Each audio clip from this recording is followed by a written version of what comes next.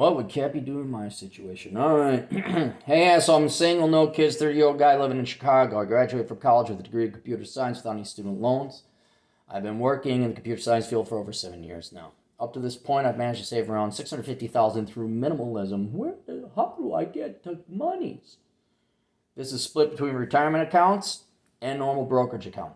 I don't have any debt at all. I did this by renting cheap apartments, not owning a car, and avoiding frivolous spending. Where have all the good men gone? Where are they? I can't find... No, I'm sorry. I meant to say, where are all the 6'1" and taller good men gone? But he doesn't have a car. My goal is to wind down my career to something less stressful within the next 1 to 2 years. Ideally, I would like to take a sabbatical and then transition to something seasonal. I would like to do this so I can have more free time, pay less taxes, do more reconnaissance. I guess you would call this semi-retirement. I am a minimalist. I spend between $20,000 and $25,000 per year on all my expenses. I don't need much income after working my current job for another year or two, as I will be very close to $1 million net worth by the end of 2022. So also, there isn't a major market crash. I don't want to work in the computer science field anymore. I want to try some other things to have a bit of side income or something to do, but I don't want a full-time job that takes up all my time. I was thinking about jobs such as seasonal trucking or picking up occasional security shift. Note, I don't have a CDL or guard card, so I need to get one of those if I go this route. Or you move to a state where you don't need a guard card. And if you got your carry conceal and you do a background check, you do some training, you don't need your guard card.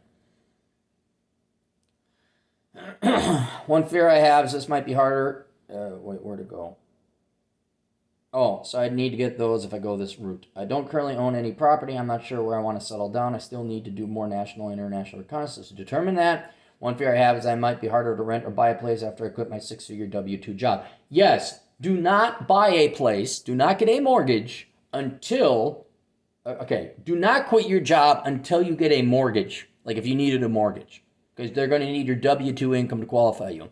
And trust me, I'm self-employed, and holy shit, do banks hate self-employed people. Which is understandable, because most self-employed people are douchebags. Like, I got my contracting business. And he's writing his accounts with crayon. You want the W-2 job to get a loan, and then you buy the property, and then you quit your job. Although with your cash, maybe you just pay cash for a house. I don't have a desire to marry and have kids. I've done some dating over the years, and the pool of suitable marriage candidates is basically non-existent anyway. Go get the book of numbers. Analyzing the ROI of the pursuit of women. It will corroborate everything you've experienced.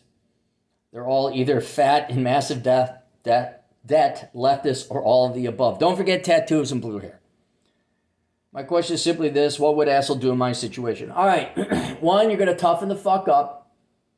I don't care what you like. You guys have got to get this through your head. It does not matter what you like. It doesn't.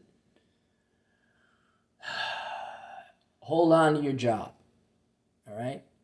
And what you got to do is you can't. I want to go sailing. I want to leave this landmass I'm on. How do I do it? Well, first you got to build a boat. And you're like, well, I think about going swimming right now and just swimming. No. We have to build a boat. Until you build a boat, you're still going to work your regular W-2 job, collecting coconuts and keeping the fire going and keeping the hut going on. So what you need to do is find out where you're going to go. This is why I wrote Reconnaissance Man. That's why it should be a mandatory book for all of you, because then you avoid this problem. So you're not going to give up your W-2 job.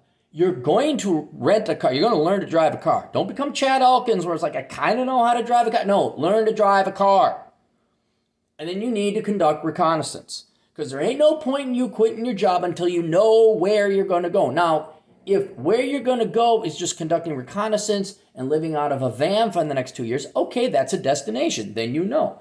And that might be an option for you to do. But you need to conduct reconnaissance to find out where's the next place you want to go. And that place could be digital. You could be a digital nomad. So that's one thing. Two, until you come up with not only until you find a place you want to go, until you have another form of employment, you're not giving up your job. And what you're unfortunately going to have to do is start finding side work in the field of computer science. And you may not like that, but fuck what you like. It's what the world wants. But at least you can make the jump to 1099. So you got all this money, you don't have very high expenses, and if you got rid of your apartment and you lived in van life, I'd investigate van life is what I would be doing. Or you go find some cheap place to live in Arkansas and conduct reconnaissance out of there. Your easiest next move career-wise is still going to be in your field, but you're going to have some 1099 income. Right? It'll be done remotely. So in addition to conducting reconnaissance, the next thing you're going to do is build up some remote. It has to be remote so you can travel and conduct reconnaissance. Some remote 1099 income.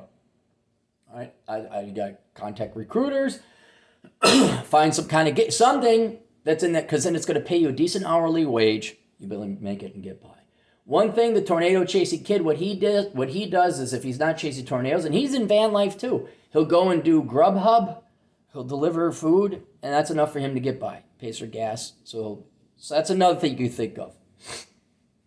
I mean, and there's no point in you getting a guard card until you know which country possibly too, or a state you're going to move to.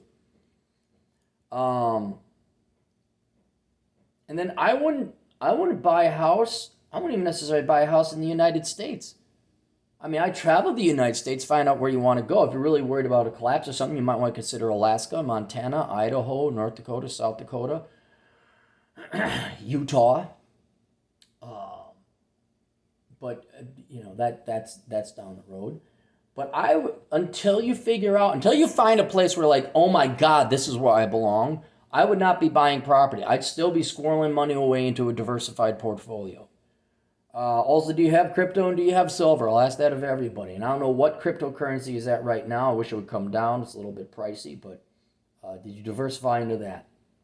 But I would keep on working.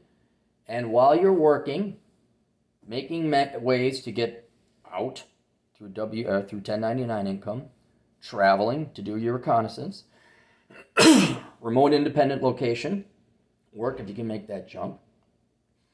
And that's about it, man. You got to go and research and figure out where you want to go and how you want to get there.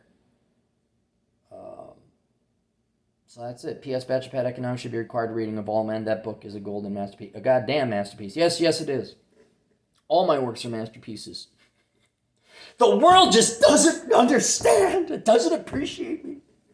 Why doesn't the world make my book? Because it doesn't involve, Amy, the single mother, was working at her high corporate executive nonprofit diversity job. And in came Thaddeus.